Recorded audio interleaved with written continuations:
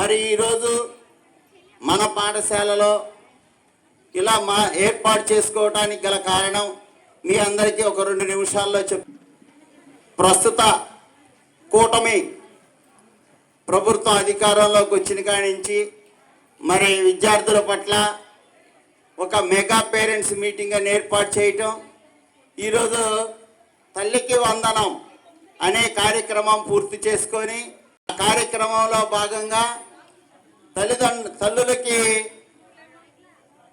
కార్యక్రమం చేస్తూ విద్యార్థుల యొక్క అభివృద్ధికి ఉపాధ్యాయులతో చర్చించి మాట్లాడాలనే ఆలోచనతో రాష్ట్రం మొత్తం ఈ ప్రోగ్రాం జరుగుతుంది.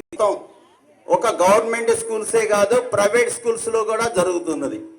పిల్లవాడికి పాఠశాలకు వెళ్ళి ఆ పాఠశాలలో పిల్లాడి యొక్క భవిష్యత్తు కోసం, అభివృద్ధి కోసం మా పిల్లలు ఎలా ఉన్నారు, ఎలా చదువుతున్నారు అనే విషయాలు చర్చించుతూ వారి యొక్క అభివృద్ధికి బాటలు వేయాలని గవర్నమెంట్ నిర్ణయం తీసుకోవటం జరిగింది. మంచి ఆలోచన విధానం.